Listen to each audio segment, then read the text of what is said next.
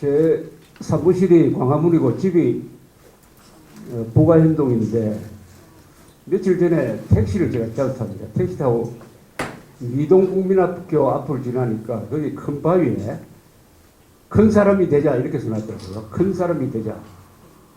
큰 사람 하니까 딱 먼저 생각나는 게 이승만 대통령입니다. 이승만 큰 사람이. 그런데 이 택시 운전사가 아주 재밌는 질문을 저한테 했습니다. 이야기를 문재인 대통령이 오는 8월 15일을 건국 기념일로 기리지 않는다는 그게 화제가 됐는데 이 택시 운전사가 한 60대 되는 분인데 갑자기 저한테 이렇게 질문을 해요.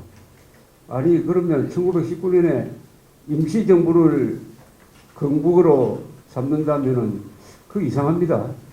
왜 나라를 세우는데 외국에 가서 세웁니까? 왜 나라를 세우는데 외국에 가서 세웁니까? 제가 할 말이 없었어요. 참 이상하죠. 이상한 일이 한두 개가 아닌데 그럼 문재인 대통령은 대한민국 16대 대통령인지 아니면은 임시정부 한 40몇 대 대통령인지 그것부터 분명히 해야 되는데 하여튼 대한민국 생일을 지우려고 하는 대통령이 등장한 이 마당에 이런 이승만 학당이 만들어져 가지고 이영훈 교수님 우리나라에서 이승만 연구뿐만 아니라 박지혜 연구의 제1인자 되시는 분으로부터 한 3개월 동안 강의를 들었다고 하니까 굉장히 부럽습니다. 그 기간이 아마 여러분들 상당히 행복하셨을 것이라고 생각합니다. 그렇지 않습니까? 네. 오늘 여기 내려다 보니까 남녀노소입니다. 연령층도 고르고 남녀 다 섞여 있고 정말 좋은 경험을 가지셨는데 이게 여러분들 앞으로 영원히 행복하게 만들 거라고 생각합니다. 위대한 인물을 안다는 것은 근사한 연애하는 것과 같아요. 위대한 인물을 아는 것은 평생 연애하는 겁니다. 마음속에 그 사람의 생각, 어려운 일이 당했을 때, 아, 이승만은 어떻게 했을까? 이 공산당이 선동을 하는데, 요걸 이승만의 논리로서 어떻게 깰 수 있을까? 이렇게 항상 생각을 합니다. 그러면서 그 사람하고 계속 대화를 해가는 거죠. 그러다 닮아가는 거 아닙니까? 결국 닮아가는 겁니다. 자기가 좋아하는 사람을 닮아가요. 마지막에. 큰바위 얼굴이라는 무슨 나다니엘 호돈이 쓴 소설도 있듯이 여러분들이 큰바위 이승만을 가슴에 품고 살아갈 수 있다는 것은 크나큰 행복이라고 생각합니다. 그것은 저희 경험상 그렇습니다. 저도 이승만에 대해서 별 관심이 없었어요. 무관심했고 적대적이지는 않았지만 그 인물의 크기를 제대로 생각하지 못했는데 1993년부터 김영삼 정부 들어서서 전 정권을 부정하고 하니까 반사적으로 그 전부터 박정희에 대해서는 내가 글을 많이 썼지만 이승만에 대해서도 한번 알아보자. 이렇게 해서 그때는 올리바 박사가 살아계실 때인데 그분 글도 받고 하면서 이승만을 제대로 알게 되면서부터 많은 게 달라졌습니다. 역사를 보는 눈도 달라지고 인물을 보는 눈도 달라지고 가장 크게 달라진 것은 내가 한국인으로 태어났다는 게 그렇게 자랑스러울 수가 없어요. 그 무렵 똑같은 비슷한 시기에 제가 삼국사기를 좀 제대로 읽었습니다. 그걸 통해서 신라의 삼국통일이 얼마나 위대하냐. 우리 민족사의 2대 사건이 있습니다. 신라의 삼국통일에 의해서 민족 통일국가를 만들었고 그 바탕에서 고려, 조선, 그 다음에 대한민국이 쓴 거죠. 대한민국은 국민국가, 신라는 최초의 민족 통일국가. 물론 민족이라는 말은 그때 만들어진 건 아닙니다. 그 이후에 한 1000년 동안 같이 살면서 민족의식이 생긴 거지만 그 토대는 민족 통일국가로서의 신라, 국민국가로서의 대한민국. 이 두 개가 대한민국을 설명을 할 때 딱 꽂아야 하는 두 기둥입니다. 이것을 연결해야 민족사의 정통성이 생기는데 그걸 통해서 김춘추, 김유신, 문무왕이 얼마나 위대한 인물인지 세계적 인물인지를 알게 되었습니다. 그래서 저는 우리 역사에서 5대 인물을 꼽으라면 김춘추, 김유신, 문무왕, 이승만, 박정희 이렇게 하면서 이제 퍼져 나가는 거죠. 또 지금이 찬스입니다. 이승만 대통령이 바닥에 떨어졌으니까 더 떨어질 데도 없어요. 이제 올라갈 그 전환기에 여러분들이 이런 좋은 자리를 갖게 되었다는 것은 정말 축하할 일이고 기대되는 바도 많습니다. 이승만, 박정희는 세계적 인물입니다. 제가 실험을 한번 해봤어요. 20세기의 위대한 인물을 12명을 뽑아가지고 달력에 1월부터 12월까지 한 사람씩 붙이자. 그래서 몇 사람이 토론을 해봤습니다. 기준을 만들었어요.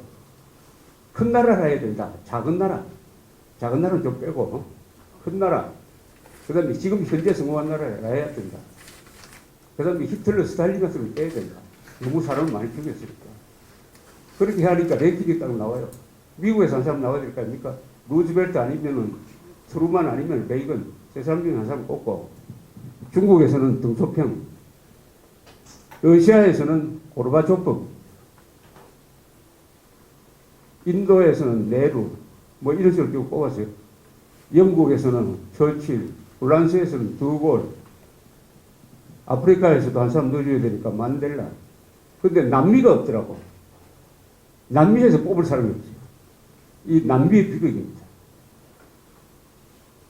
일본에서 요시다 수상. 그러면 한국은 당연히 한국을 안 넣을 수 없잖아요. 아까 말씀드렸다시피 7대 강국인데. 그럼 이승만 아니면 박정희. 둘 중에 한 사람 넣으라면 저는 이승만입니다. 그래서 여러분들은 그동안에 20세기의 세계적 지도자와 만난 거죠.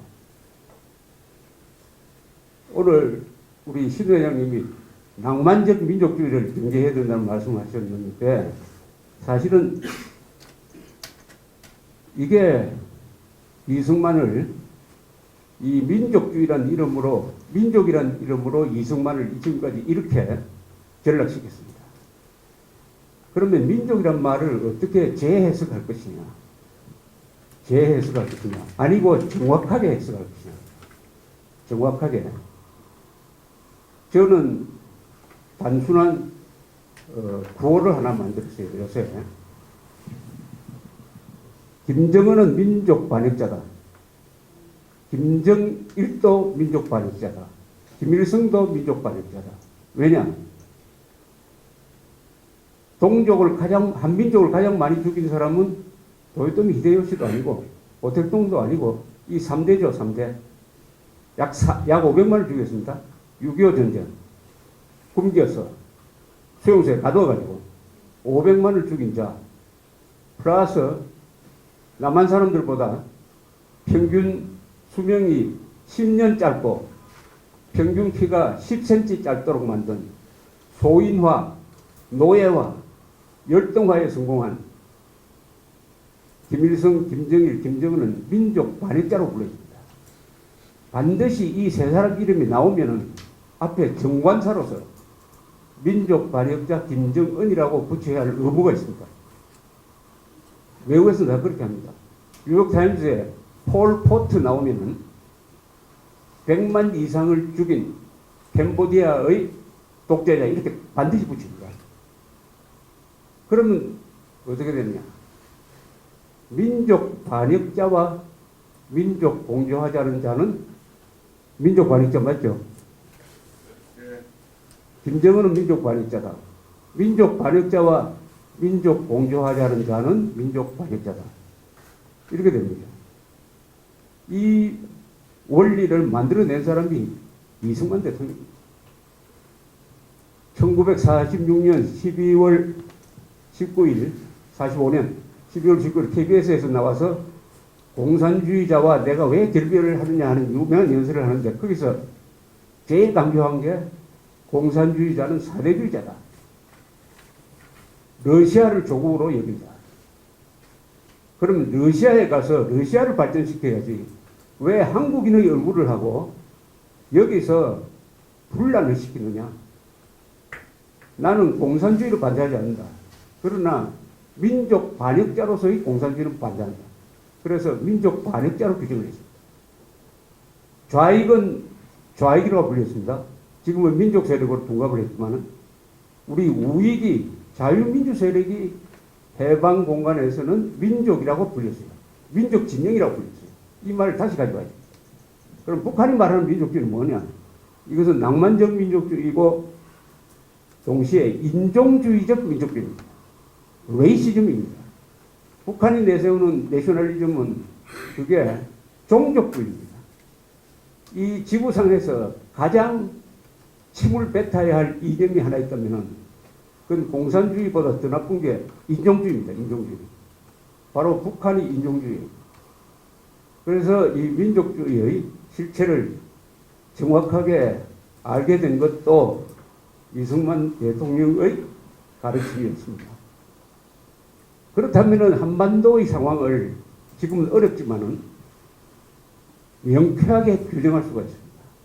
한반도는 민족사의 정통성을 놓고 다투는 타협이 절대로 불가능한 총체적 권력 투쟁을 지금 하고 있습니다. 그래서 누가 민족 반역자냐, 누가 한민족을 대표하는 챔피언이냐 하는 싸움을 하는데 이것은 타협이 절대로 불가능합니다.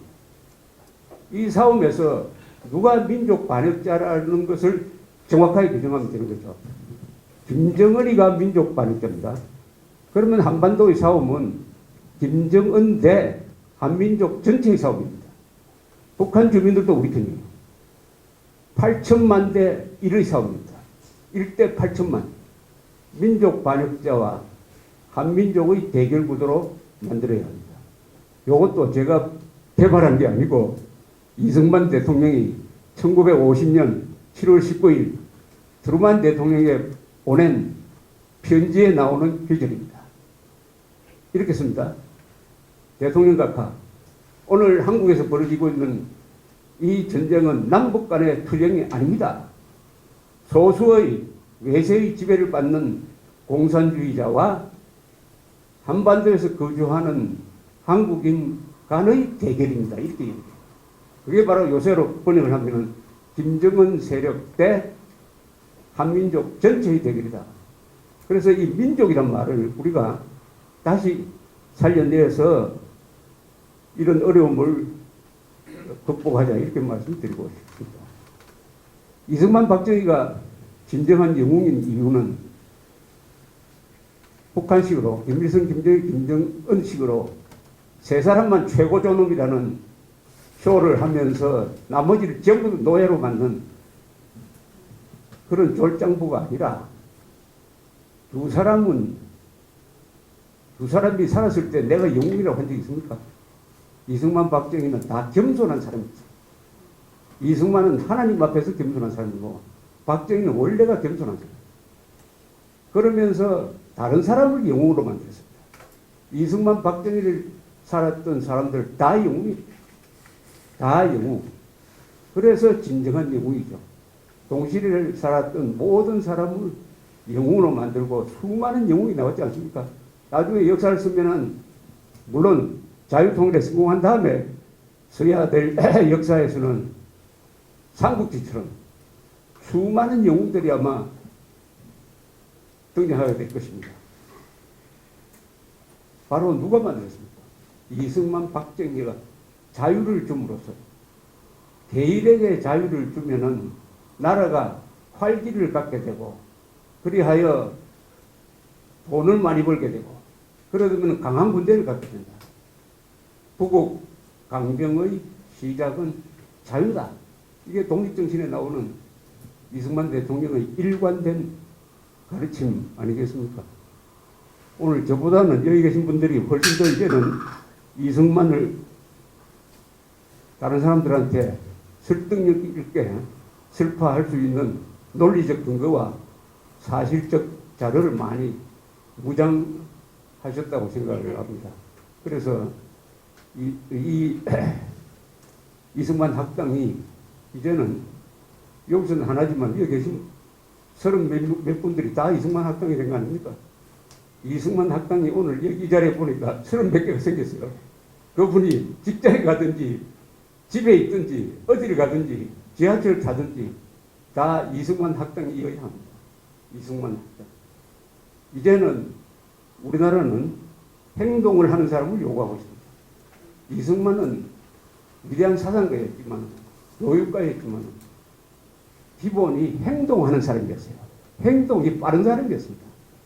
서정주 씨의 그 청년 이승만을 읽어보면 아주 인상적인 대목이 나와요.